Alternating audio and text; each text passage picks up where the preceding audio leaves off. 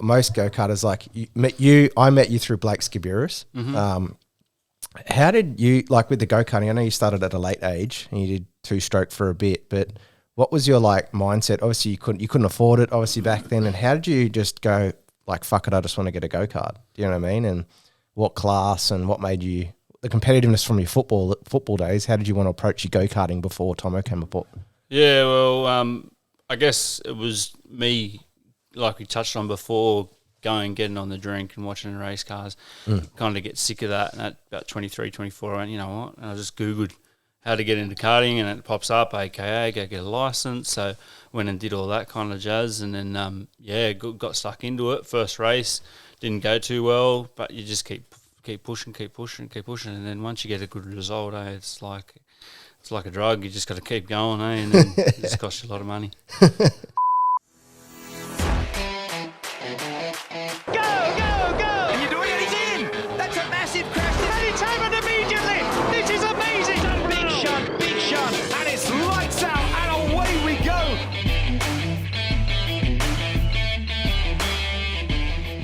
Woodsy, Let's talk. Welcome to the podcast. Thank you, guys. Thank you for having me. You brought the whole family along today. Well, this is how we roll normally, so why change it up now, eh? So how was the trip out here? You were saying off air that it was a fair drive and whatnot. Yeah, it's a fair drive. Brookvale and Manly and Narrabeen, all those places is far enough. The furthest place for us from Western Sydney to travel, really. For Sydney, it's a bit of a pain in the butt. Either go to Spit, get up there, or go a long way through Chatswood. But at the end of the day, I got here and get stuck into the Google Maps and try and make a race out of it. With the kids in the back. Yeah. Oh, they were sleeping anyway, man. They got the TVs on. They're happy as Larry. Dozing in and out. So I got to know, where did Craig Woods grow up? Me, grew up in Mount Druitt, pretty much. My parents' first home was in Tregear. Yeah. Did, probably until I was 13 or 14 there, and then moved off to the Golden West, in Penrith, and they bought a house out that way, and the rest is history, Grew up in, Claremont Meadows, Kingswood High School, Kingswood Public, public system. What did your dad do for work? What did your dad and your mum do? Oh, Mum was kind of, until we were in high school, she was pretty much at home, and then she kind of worked at Target and that kind of thing, the working class. And then Dad was a courier driver, really. Yeah. Taxi driver in the early days. Did a bit of when KFC had their delivery, when didn't have Uber and stuff like that, but they had their delivery. He was doing a bit of that, make ends meet. And then me and him, he got a job as a sparky with one of his mates because he used to work on the weekends, and then got the offer to go and actually do an apprenticeship. Yeah. And we actually did an apprenticeship at the same time. He went on a Monday, I went on a Friday. Together? Yeah. Mad. But he finished it long before me. I was too much of a playboy. Wanted to get out and have a bit of fun, and failed a few things where he just kind of cruised through and got qualified long before me. Yeah. What about your family though? Do you have any brothers or sisters? Yeah, I got a sister. She lives up the mountains. She's married, 2 kids, and we had a pretty good upbringing and that, bouncing off each other, being the protective, brother and all that kind of thing, yeah. But, we still keep in contact. Pretty close family and stuff like that, yeah. What was your schooling going for you? Were you like the kind of draw cars in the book and do your own thing, or were you like the popular bloke? What do you reckon? I reckon you're the popular bloke. Yeah, I was the class clown. I wasn't happy unless people were laughing at me. I didn't care if it was with me or at me. As long as they were laughing, I was happy. Nothing's changed really, eh? Yeah. Well, you are a huge footy fan. You literally just paid out the Bears as you came onto the podcast. Need to be said, it's not in the view of the camera, is it? It was so you're a football fan before a race car driver, and you're a tradie to begin with. Was football the way out for you from growing up as a kid? Did you want to become a professional footballer? Yeah, I guess so, because like I said, family was a bit of battlers, you know what I mean? We never really had much, and footy was cheap, it'd be $50 a year to play footy, some footy boots, and off you went, so it wasn't a massive cost sport. So footy was just, that was all we lived and breathed. But as I grew older and stuff like that, cars and then the racing, the V8 Super Cars, and I always loved Russell Ingall and stuff like that. And then that kind of transpired into when we were old enough to drink, we'd kind of go out to the racetrack and we'd go to Indy when it was Indy cars and things like that. And then did you go to Oran Park as well? Yeah, I used to set up there with a tent and early in the morning and spend all day there on a Sunday. It was great times, eh? Yeah. What do you miss about like Oran Park though? Oh, to tell you the truth, racing karts there, I reckon, eh? Yeah? Yeah. Yeah, they're getting out there on a Sunday morning and ripping the cart out of the trailer and, having some fun. You did. Great track. Was it supercarts that you did first or was it the sprint karts? No, I did the sprint kart stuff with the AK first. Mm-hmm. I think I got my license when I was 24 or 25. I think it was 2009. Yeah. So I was a bit of a late bloomer. And then, did that for about 3 years and then just wanted to go do that long track stuff. So got me cams or AASA, I think, first. And then when I did some of that stuff with the Rotax, just put a massive gear on it and make it just rev for a couple of hours. And then you kind of get a little bit bored of that kind of thing. And I thought, let's go car racing. So, that was into that. Back to Russell Ingall. Why did you find like Russell Ingall intriguing over like Scaife and Jim Richards and all those guys back then? What made you like idolise him as a driver though? Well, I think Jim Richards was a little bit older. So kind of Russell Ingall was not really in my age bracket, but when growing up, like he was like, at the top of his game. And just his attitude and, his will to win and just the way he was, like there was no... He didn't hide behind anything. Anything he wanted to say, he said it, and and his actions followed. So I just love that about him, eh? He was a bit of the enforcer, How can you not love the dude, eh?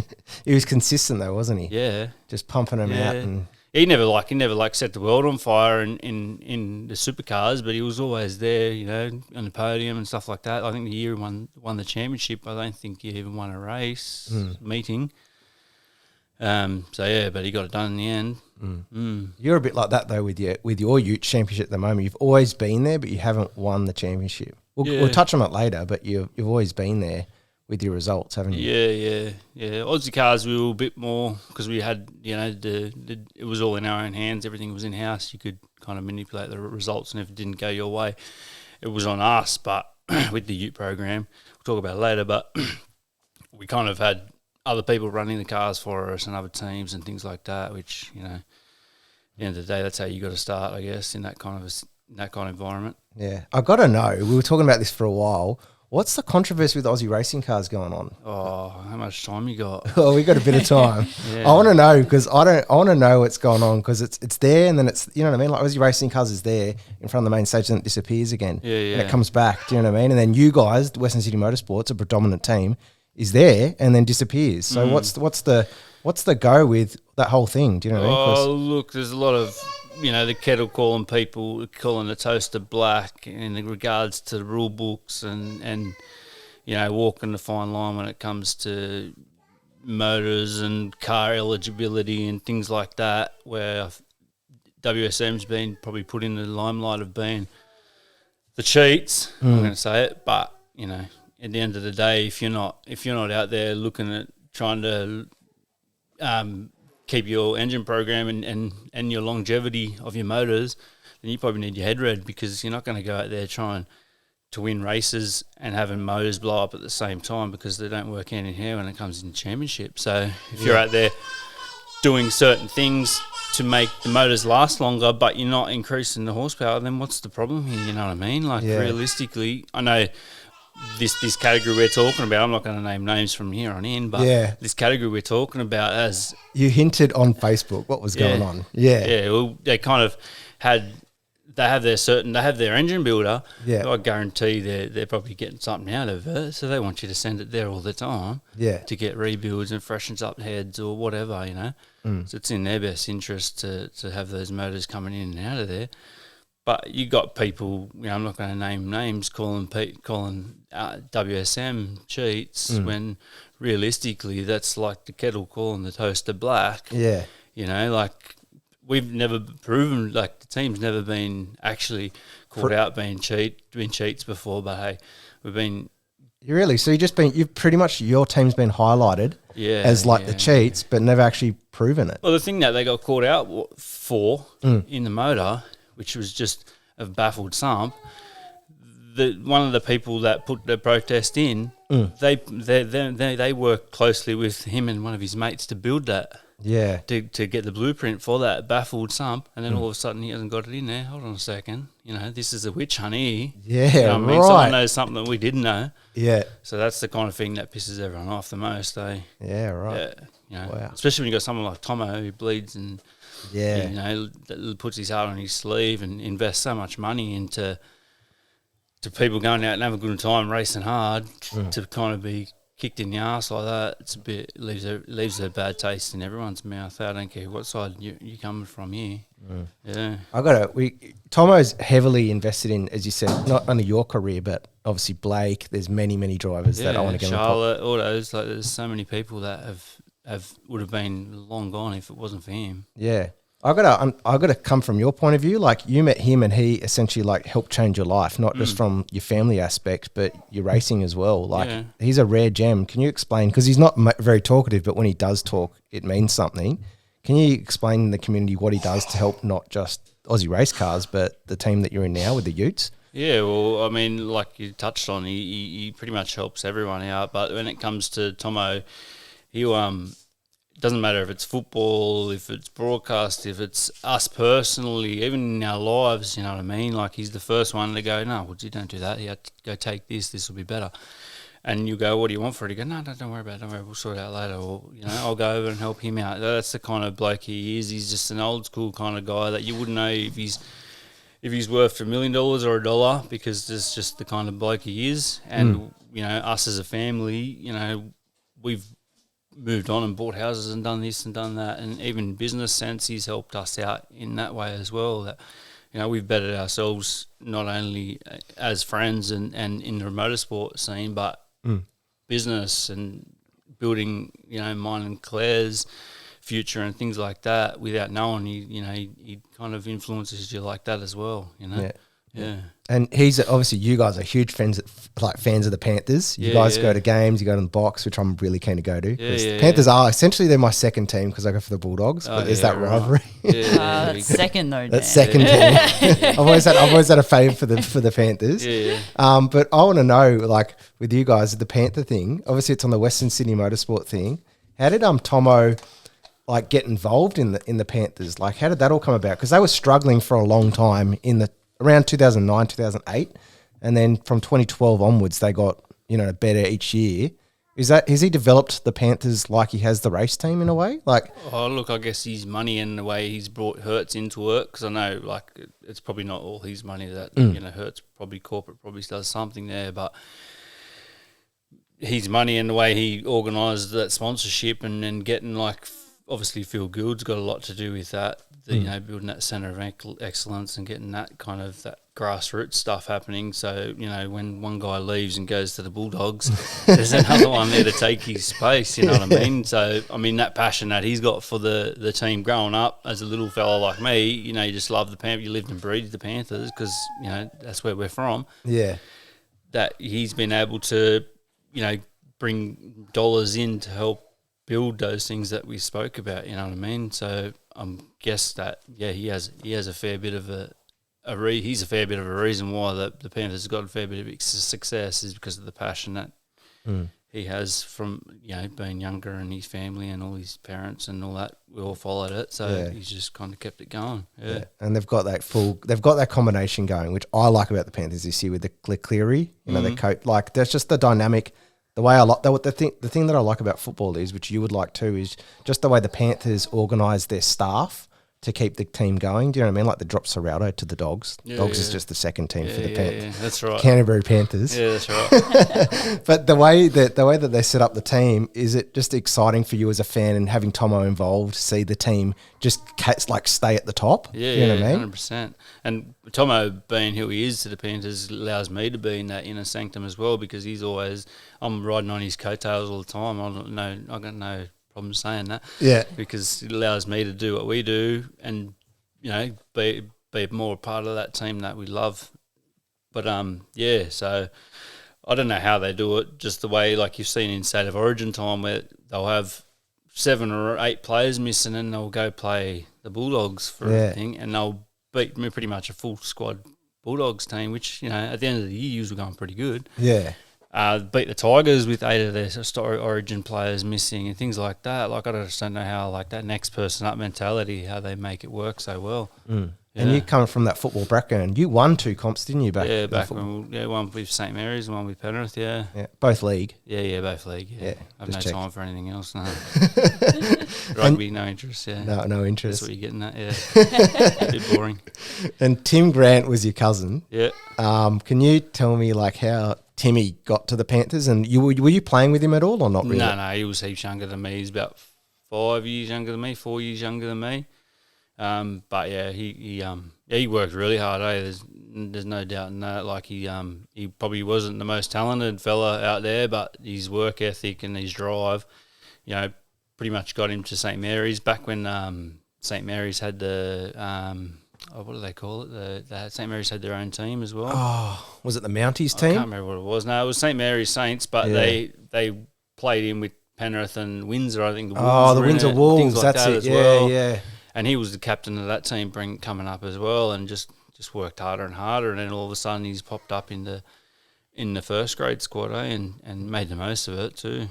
Did Tim play in the Toyota Cup or the Holden Cup, or did he go straight from reserve? Was that the time where there was the Holden Cup, or was it just? I don't think that NYC was in then. I think that was like just before he kind of come through grade. I think he would have had to come through playing park footy rather than playing, you know, in that comp there, which would have made it a bit easier, I reckon, too. Yeah.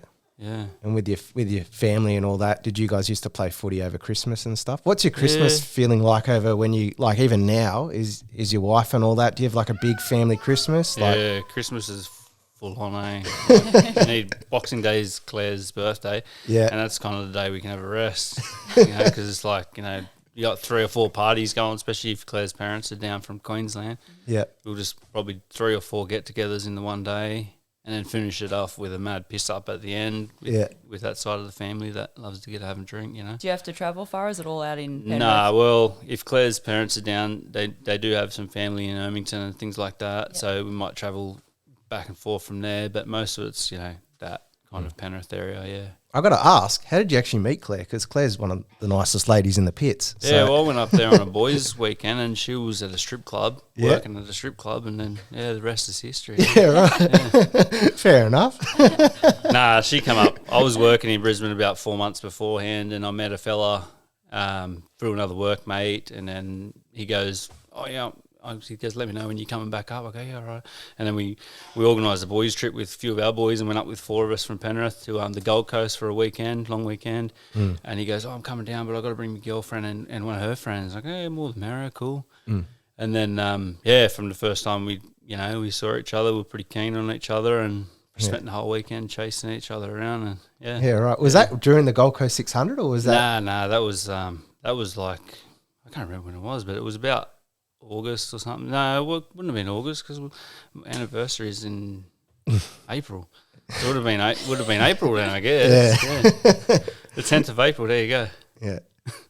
The most important date to remember. Yeah. But that's actually our wedding anniversary too, because we got married 10-year anniversary. We got married, so yeah. So it's pretty easy to remember both. Eh? I gotta go back to your karting thing. Most go-karters, like I met you through Blake Skiburis. Mm-hmm. How did you, like with the go-karting, I know you started at a late age and you did 2-stroke for a bit, but what was your like mindset? Obviously you couldn't afford it obviously back then, and how did you just go like, fuck it, I just want to get a go-kart? Do you know what I mean? And what class and what made you, the competitiveness from your football days, how did you want to approach your go-karting before Tomo came aboard? Yeah, well, I guess it was me, like we touched on before, getting on the drink and watching the race cars, kind of get sick of that. And at about 23, 24, I went, you know what? And I just Googled how to get into karting, and it pops up, AKA, go get a license. So went and did all that kind of jazz, and then, got stuck into it. First race, didn't go too well, but you just keep pushing. And then once you get a good result, it's like a drug. You just got to keep going, and then it just costs you a lot of money. Do you remember what go-kart you bought, though? Do you remember, like, the characteristics of what kart it was? Actually, funny enough, I bought it from a mate, and it had a clubman on it, and I think it was half-decent clubby. It was one of those 100S, the old ones. Yeah. And it come with what was the founder of the Aussie Cars? Wardy. Oh, What was Phil his name? Ward. Phil Ward. Yeah. So it was a Phil Ward Turbo Special or something that had printed on it. I don't know what kind of kart it was, but I think he used to run karting days before the Aussie Racing Cars. So it was a super old go-kart. Yeah. I remember I bought that, went out to Eastern Creek a few times, and then upgraded it to an AX9 or AX8 with AX9 side pods or something like that. We'll do it pretty cheap. And then that shit itself, I seized up the clubby, so we went and bought a Rotax and then started racing in that tag restricted heavy thing, yeah. What did you get into, like, back to your work thing, what did you get in towards, like, before excavating? What did you were doing, was it? No, I'm Sparky. Sparky the whole time? Yeah. Oh, okay. Yeah. So Blake's gone on and done excavating. Blake worked for us as Sparky, as so that's labourer kind of thing. He started as an apprenticeship, and then I think he just gave it up, and then worked with us as Sparky for 4 or 5 years, and then his body started letting him down. He was always complaining about his back, whinging, "You don't understand my back," and then he's gone out and done his excavating thing. So yeah, so he's doing well for himself too. He's gone out there and he's got, you know, a heap of trucks, heaps of excavators and a big property, and he's having a real swing now. Good on him. Want to hear more? Each week we will share the hottest clips from our guest interviews on YouTube. But to hear the full episode, make sure to subscribe or follow us on your favourite podcast platform.